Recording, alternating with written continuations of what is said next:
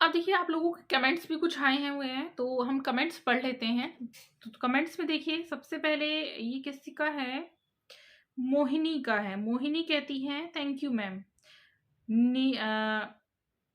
नसीब ब्लॉग्स का आता है एक, थैंक्स मैम बोल रहे हैं।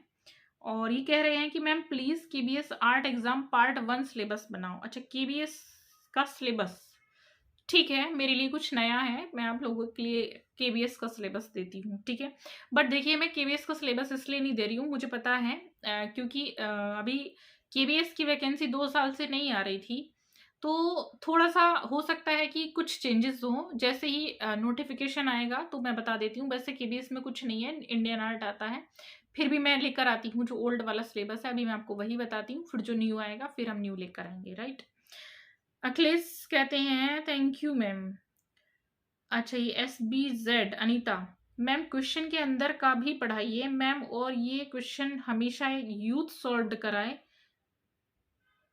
ये हमेशा यूथ सॉल्व कराएं, ये नहीं मुझे समझ में आ रहा है। देखिए क्वेश्चन के अंदर का मैं पढ़ देती हूँ जो मुझे लगता है, आप ही ने बोला था तो मैंने पढ़ा, ठीक।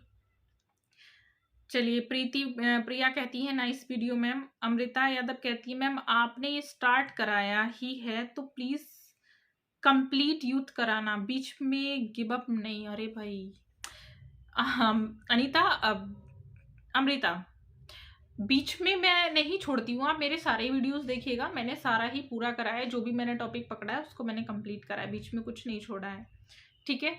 तो आपने कहा बहुत अच्छा लगा, मैं बीच में बिल्कुल नहीं छोड़ूंगी, मैं पूरा ही कराऊंगी, इवन इसके बाद भी मैं लेकर आऊंगी, ठीक है। आप बने रहेंगे कंटिन्यू। आकाश गुड मॉर्निंग बोल रहे हैं। राजू पाल, आप अच्छा पढ़ाती हैं, थैंक यू। आप ही लोगों की देन है, जो जो आप डिमांड करते हैं मैं वही वही पढ़ाती हूँ, आप आगे डिमांड करिए, मैं आगे भी पढ़ाऊंगी। बिना कहते हैं मैम टीजीटी कला के लिए कैसे याद करूं, याद नहीं होता, तो मैंने याद करने की टेक्निक आपको बता दी है पार्ट 2 में, ठीक है। तो ये पार्ट 1 वाले कमेंट्स में पढ़ रही हूँ।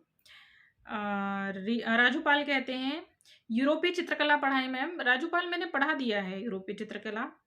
अप्सरा कहती हैं पढ़े वाला आप भी बताओ क्योंकि हम ऐसे नहीं समझ पा रहे हैं, ये क्या है। थोड़ा लैंग्वेज अच्छी से लिखिए, सही से लिखिए, मुझे समझ में तो आ जाए क्या लिखा है। एंड किड्स बेसिक नॉलेज कहते हैं मैम आपसे निवेदन है कि ये क्या लिखा है, जहां कला का भी पढ़ा दीजिए। अच्छा, ये क्या लिखना चाह रहे हैं आप, छाप कला की क्या है, छापा कला लिखना चाह रहे होंगे शायद, छापा कला का भी पढ़ा दीजिए, लेकिन छापा आपसे लिखनी है, कोई बात नहीं, मुझे उसमें नहीं आता है। लास्ट टीजीटी में क्वेश्चन आया था पैलेट क्या होता है, मुझे नहीं आता था, प्लीज मैम इस तरह से बता दीजिए। पैलेट प्लेट को कहते हैं, ये छापा कला नहीं है, ये तो आप ही की कला से जुड़ा है। पैलेट मतलब प्लेट जिसमें रंग घोलते हैं, ठीक है। अब अप्सरा कहती हैं आप,